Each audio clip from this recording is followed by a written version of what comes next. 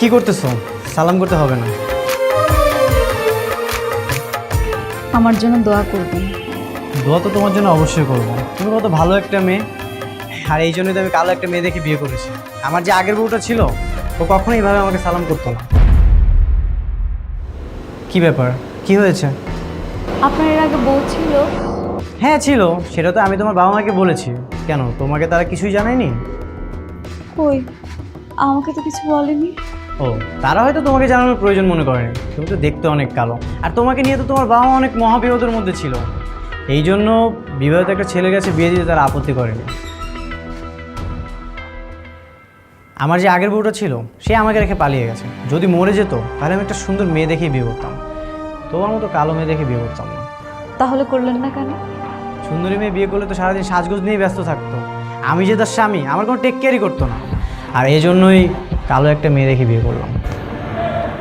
আমি এবার বুঝতে পারলাম আপনি আমাকে দেখতে যাবার পর কেন কালো মেয়ে খুঁজেছেন। বুঝলে তো ভালোই। আর তুমি তো দেখতে কালো ভূতের মতো, তোমাকে নিয়ে বাইরে ঘুরতে গেলে তোমার দিকে কেউ তাকাবে না। হ্যাঁ, আপনি ঠিকই বলেছেন।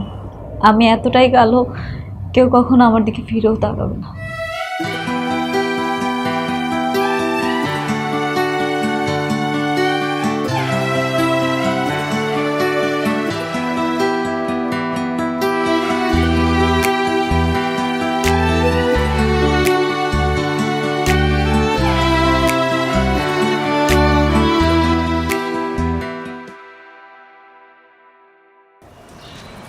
এই যে তানভীর ভাই, নতুন বিয়ে করছি, এবার আমি ইচ্ছা করে কালো মেয়ে বিয়ে করছি।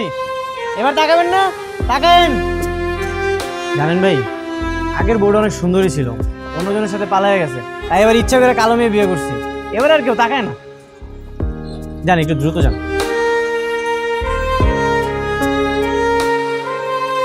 হ্যাঁ মামা, এখানে দাঁড়ো।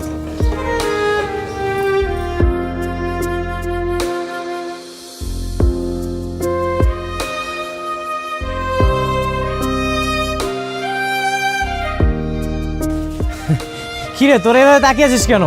মুখটা বন্ধ কর, নাহলে তো মশা চলে যাবে। কিরে, কি খবর তোর? খবর তো খুব ভালো। তোদেরকে বলেছিলাম না আমি আরেকটা বিয়ে করব। এই যে আমার নতুন বউ। সব কিছু ঠিকঠাক আছে?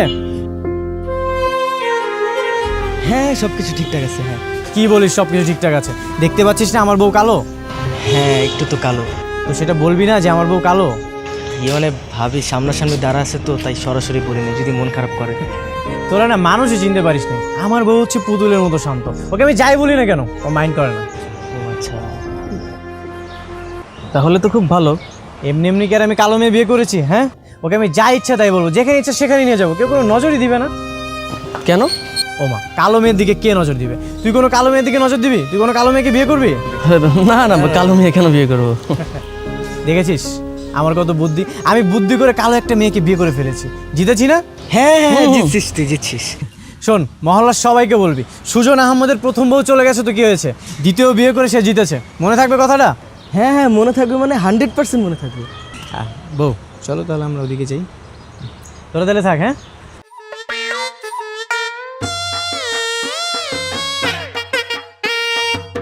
কুচকুচে কালো মেয়ে একটা বিয়ে করছে, তাও আবার গর্ব করে বলে। এখানে দাঁড়িয়ে থাকবি না, কোথাও যাবি? হ্যাঁ, এখানেই দাঁড়াই। দূর, ভালো লাগছে না এই দাঁড়িয়ে। চল গিয়ে চা খাস। তোমাকে যে ওদের সাথে পরিচয় করে দিলাম, তুমি খুশি হয়েছো তো? হ্যাঁ, ভেরি গুড। তোমার মতো কালো মেয়ে বিয়ে করে আমি যে কতটা খুশি সেটা মহল্লার সবাইকে বলতে হবে। চলো। কোথায় যাব? বাইরে তো অনেক রোদ পড়েছে। চলেন এখন চলে যাই বাসায়। রোদ তো কি হয়েছে, তুমি তো এমনিতেই গেলো, তোমার তো কোনো সমস্যার কথা না। তা ঠিক। আচ্ছা, কোথায় যাবেন বলেন? হ্যাঁ, ওই সামনে যে একটা রিক্সা নিতে হবে, আসো।